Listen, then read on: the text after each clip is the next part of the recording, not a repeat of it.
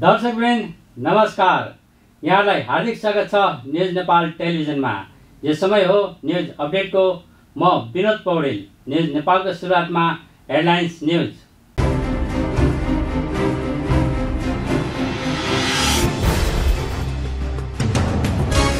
श्रीमती हत्या आरोपित पूर्व डीआईजी कोइराला रिहाई विरुद्ध नागरिकतातर्फबाट शुक्रबार काठमाडौँमा प्रदर्शन। रिहाईको फैसलाकर्ता न्यायाधीशले विरुद्ध महाभियोग लगाउनुपर्ने मागसहित चर्को नाराबाजी।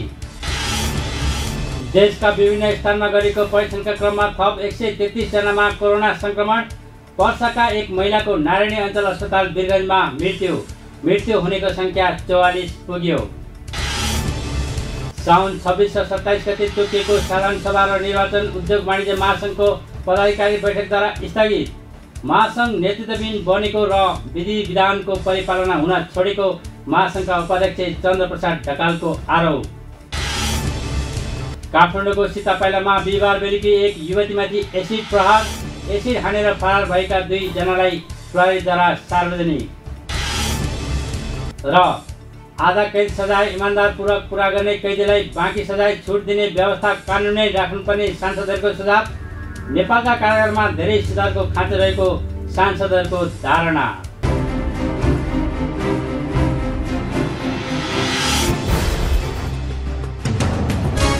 अब न्युज विस्तारमा। सशस्त्र प्रहरीका पूर्व डीआईजी रञ्जन कोइरालालाई सर्वोच्च अदालतले आधाभन्दा बढी सजाय छुट दिँदै जेलमुक्त गराएपछि नागरिकहरू विरोधमा उत्रिएका छन्।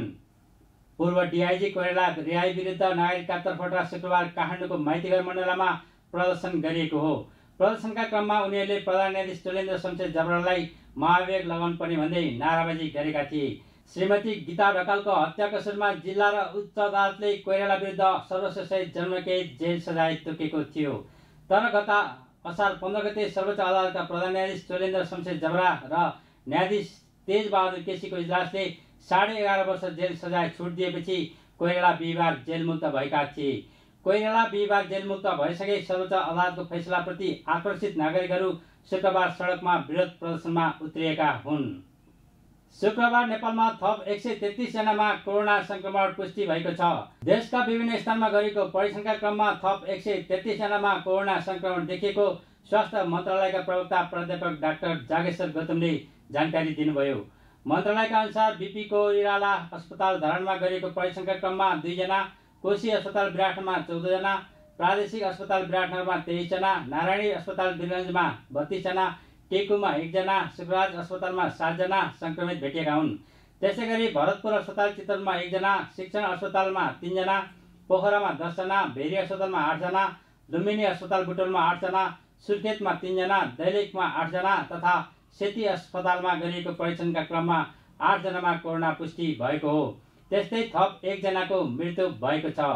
वर्षका एक महिलाको नारायणी अस्पताल वीरगञ्जमा मृत्यु भएको प्रवक्ता गौतमले जानकारी दिनुभयो। 19बाट संक्रमण मुक्त भई गत 24 घण्टामा डिस्चार्ज हुनेहरूमा जम्मा 107 जना हुनुहुन्छ र आजसम्म डिस्चार्ज हुनुहुने जम्मा 12,947 निको भई घर फर्किसक्नु भएको छ। प्रादेशिक क्षयरोग केन्द्र प्रयोगशाला पोखरामा कास्कीका 4 जना, लमजुङका 3 जना, बागलुङका 1 जना र तनहुँका 1 जना हुनुहुन्छ।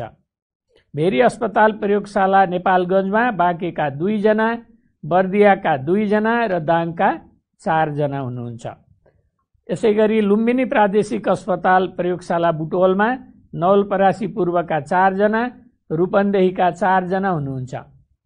सुर्खेत प्रादेशिक अस्पताल प्रयोगशाला सुर्खेतमा जाजरकोटका 1 जना र कालीकोटका 2 जना हुनुहुन्छ।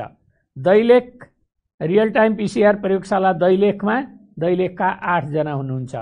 सेती प्रादेशिक अस्पताल प्रयोगशाला धनगढीमा कैलालीका 8 जना हुनुहुन्छ र आजको जम्मा संख्या 133 छ र हाल सक्रिय संक्रमितको संख्या 5,383 छ। र आज अर्को दुःखद खबर पनि छ। 1 जनाको निधन भएको छ। पर्सा जिल्ला वीरगञ्ज महानगरपालिका वडा नम्बर 11 श्रीपुर रानीघाट निवासी वर्ष 85 का महिलाको आज मिति 77 साउन 9 गते बिहान 6:45 नारायणी अस्पताल वीरगञ्जमा दुःखद निधन भएको छ। उहाँ मुटु सम्बन्धी बिरामी हुनुहुन्थ्यो र निमोनियाबाट ग्रसित पनि हुनुहुन्थ्यो। यो सँगै निधन हुनेहरूको संख्या 44 पुगेको छ। यो सँगै नेपालमा कोरोनाबाट मृत्यु हुनेको संख्या 44 पुगेको छ। गत 24 घण्टामा 3987 जनाको PCR परीक्षण गरेको मन्त्रालयका प्रवक्ता गौतमले बताउनुभयो।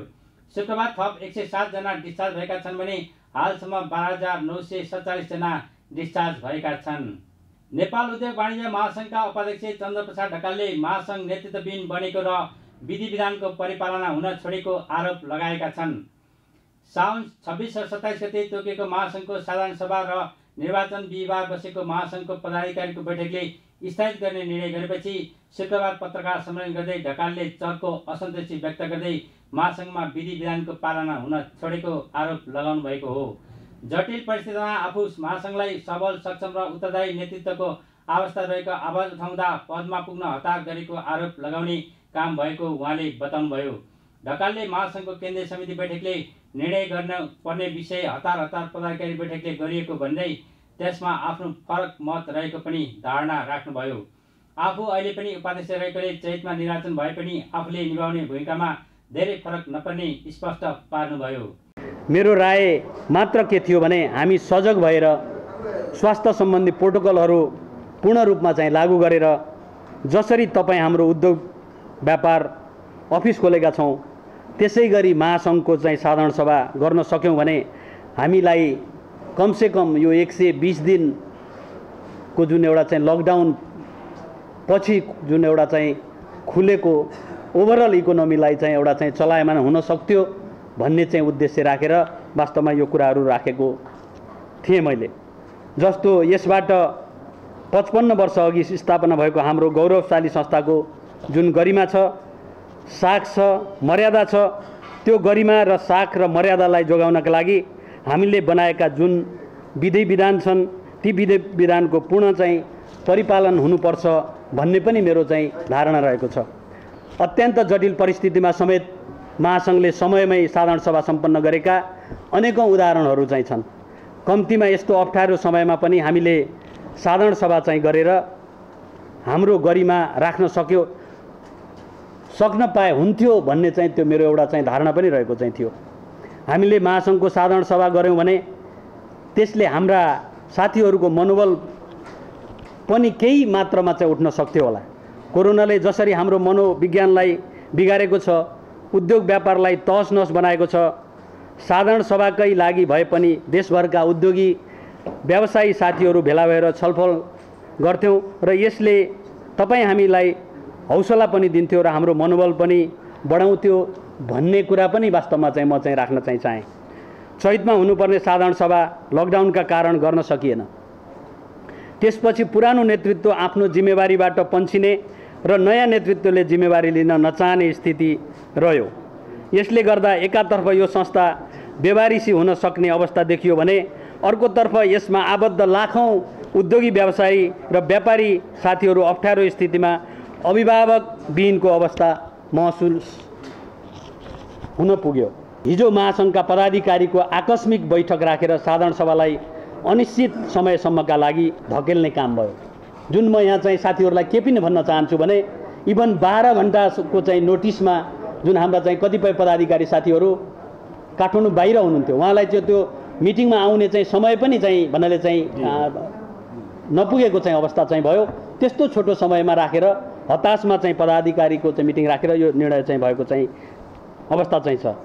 यसअघि बिहिबार बसेको महासंघको पदाधिकारी बैठकले कोरोना महामारीको जोखिम देखाउँदै साउन 26 र 27 गतेका लागि प्रस्तावित 54औं साधारण सभा स्थगित गर्ने निर्णय गरेको थियो। काठमाडौँको सीतापाइलामा बिहिबार बेलुकी एक युवतीमाथि एसिड प्रहार गर्ने 2 जनालाई प्रहरीले पक्राउ गरी सार्वजनिक गरेको छ। काठमाडौँ प्रहरी परिसर र महानगर अपराध अनुसन्धान महाशाखाले टेकुमा संयुक्त पत्रकार सम्मेलन गर्दै तेजा भनेर फरार भएका 2 जनालाई सार्वजनिक गरेको हो। घटनामा संलग्न रहेको अभियोगमा रौतहटको लक्ष्मीपुर घर भई हाल डल्लु बस्ने मोहम्मद आलम र भारत घर भई डल्लुमा कालीगढको काम गर्ने मुन्ना मोहम्मद पक्राउ परेका हुन्। उनीहरूलाई ओखलढुङ्गा घर भएकी 22 वर्षीय पवित्र कार्कीमाथि तेजा भनेर फरार भएपछि पक्राउ गरेको प्रहरीले जनाएको छ। आफूहरूले मन पराएकी केटीले अर्कै केटालाई मन पराएको थाहा पाएपछि शौचालय सफा गर्ने एसिड प्रहार गरेको उनीहरूले बताएको काठमाडौँ प्रहरी प्रमुख एसएसपी श्यामलाल ग्यावालले जानकारी दिनुभयो। यहाँ महानगरी अपराध महाशाखाको टोली र महानगरी प्रहरी परिसर काठमाडौँको टोलीको संयुक्त जुन अनुसन्धान र खोज तलासबाट सो घटनामा जुन संलग्न थिए ती अभियुक्तहरूलाई अहिले पक्राउ गरी यहाँहरू समक्ष हामीले जानकारी दिँदैछौँ। यसमा यो घटनामा पक्राउ गर्ने घटनाको विवरण त हिजोको जुन 19:55 बजेको समयमा त्यो घटना भएको थियो, हिजो भने 8 गते। र यसमा ओखलढुङ्गा घर हुने एकजना महिला करिब 22 वर्षकी महिलालाई अपरिचित व्यक्तिले एसिड प्रहार गरेर भागेको अवस्था थियो। सो घटना पश्चात उक्त घाइते महिलालाई उपचारको लागि कीर्तिपुर स्थित बर्न हस्पिटलमा पुर्याइएर अहिले उपचाररत हुनुहुन्छ। अब तत्काल फरार रहेका जुन अभियुक्तहरू थिए उनीहरूको प्रहरीको अनुसन्धानबाट पक्राउ गरी हामीले अहिले यहाँ समक्ष सार्वजनिक गर्दैछौँ। यसमा पहिले यसको चाहिँ जुन योजनाकार हो, यसको सरकार भएको यो मोहम्मद आलम भन्ने व्यक्ति छन्। ऊ चाहिँ रौतहट जिल्लाको लक्ष्मीपुर गाउँपालिकाको वार्ड नम्बर 4 घर भई यहाँ डल्लुमा गार्मेन्ट फ्याक्ट्री सञ्चालन गरेर बस्ने व्यक्ति हो। उमेर 47 वर्ष छ। अनि त्यसै गरी उसको सहयोगीको रूपमा जुन एट्याक गर्नको लागि उसलाई चाहिँ प्रयोग गरिएको व्यक्ति उसैको कारखानामा काम गर्ने मिस्त्री हो। त्यो मिस्त्री चाहिँ फैयाज आलम भनेर उसको नाम छ र ऊ घर चाहिँ बिहार भनेर बताएको छ। पछि अनुसन्धानबाट फर्दर अरू खुल्न सक्छ। यसको उमेर चाहिँ 23 वर्ष मात्रै छ। महिलाको दिदी जुन मुख्य अभियुक्त छ, मुख्य अभियुक्त केही त्यो गार्मेन्ट फ्याक्ट्रीमा काम गर्ने रहेछन् र दिदीले त्यहाँ काम गर्ने सिलसिलामा बहिनी पनि बेरोजगार भएको अवस्थामा बहिनीलाई पनि केही समयको लागि त्यहाँ काममा लगाएको रहेछ। त्यही काममा लगाइएको सिलसिलामा उनीहरू बिचमा चिनजान भएको अवस्था हामीले पायौँ अनुसन्धानको क्रममा। तर चिनजानको विषय अब अन्यथा भन्दा पनि जुन अहिले अभियुक्त छ, अभियुक्तको चाहना अनुकूलका उनका व्यवहारहरू नभइदिँदा यो एसिड प्रहारको घटना भएको हामीले अहिले अनुसन्धानबाट फेला पारेका छौँ। अहिले महिलाको हिजोको जुन सुरुको अवस्थामा देखिएको फेसमा एसिड परेको ठिकै हो, त्यति बढी सिरियस होइन भन्ने जस्तो लागेको थियो। तर एसिड प्रहार र एसिडले यो चाहिँ यो मासु गलाउँदो रहेछ भन्ने कुरा आज उनको अनुहारको अवस्था हेर्दाखेरि देखिएको छ। आज बडा गम्भीर खालको बनेको छ आजको फेस।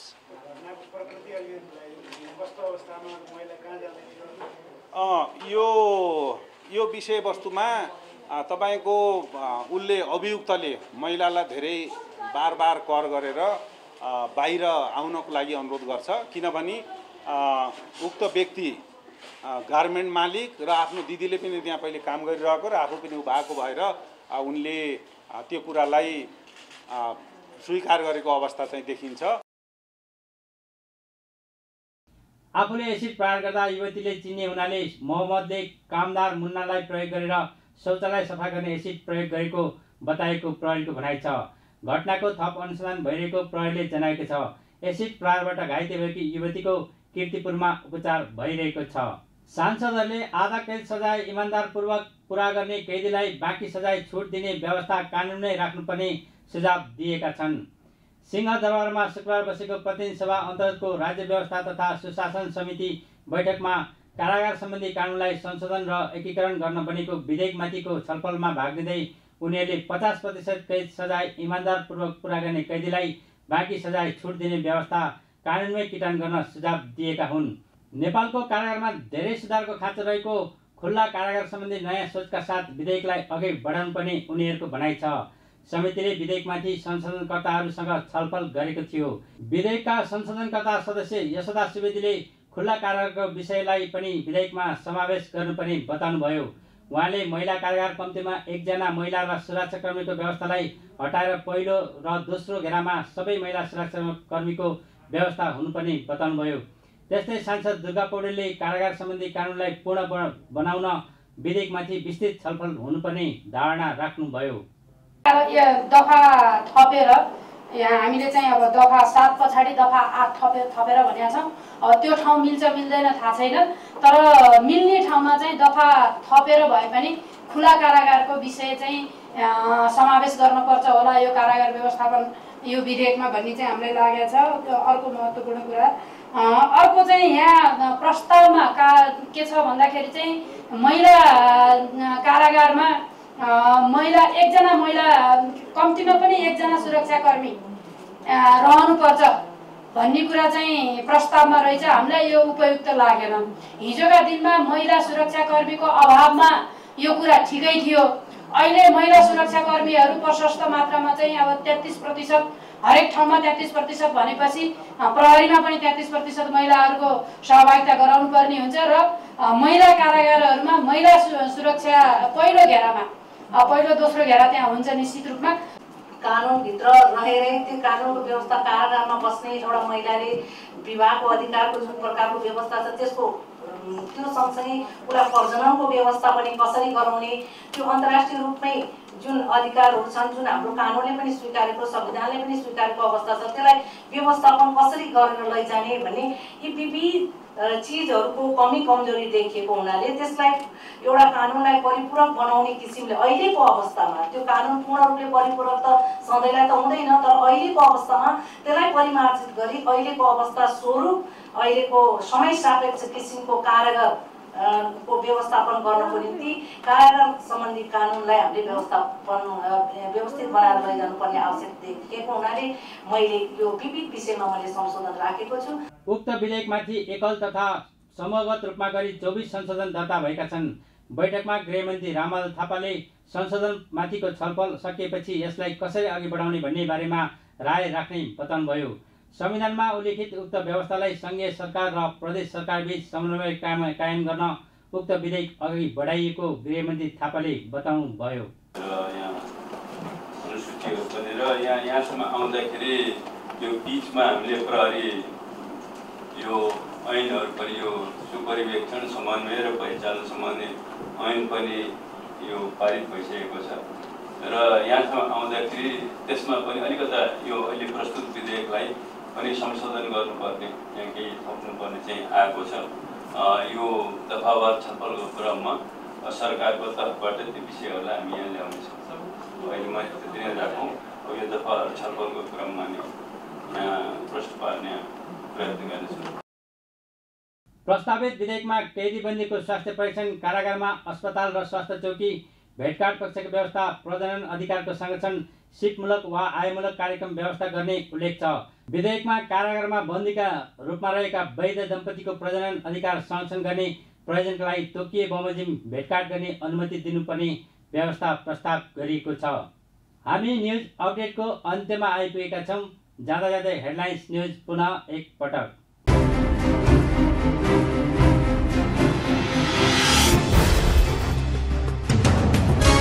श्रीमती हत्या आरोपित पूर्व डिआइजी कोइराला रिहाई विरुद्ध नागरिकका तर्फबाट शुक्रबार काठमाडौँमा प्रदर्शन। रिहाईको फैसलाकर्ता न्यायाधीशले विरुद्ध महाभियोग लगाउनु पर्ने मागसहित चर्को नाराबाजी। देशका विभिन्न स्थानमा गरेको परीक्षणका क्रममा थप 133 जनामा कोरोना संक्रमण। पर्साका एक महिलाको नारायणी अञ्चल अस्पताल वीरगञ्जमा मृत्यु हुनेको संख्या 44 पुग्यो। साउन 26 र 27 गते तोकिएको साधारण सभा र निर्वाचन उद्योग वाणिज्य महासङ्घको पदाधिकारी बैठकद्वारा स्थगित। महासङ्घ नेतृत्वबिन बनेको र विधि विधानको परिपालना हुन छोडेको महासङ्घका उपाध्यक्ष चन्द्रप्रसाद ढकालको आरोप। काठमाडौँको सीतापाइलामा बिहिबार बेलुकी एक युवतीमाथि एसिड प्रहार, एसिड हानेर फरार भएका 2 जनालाई प्रहरीद्वारा सार्वजनिक।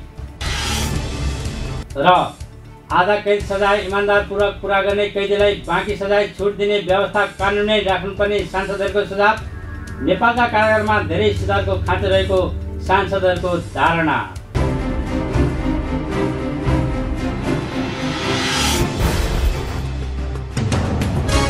दर्शकवृन्द, अहिलेलाई न्युज अपडेट यति नै। निरन्तर न्युज अपडेटका साथ हामी पुनः उपस्थित हुनेछौँ। हेर्दै रहनुहोस् न्युज नेपाल टेलिभिजन। नमस्कार।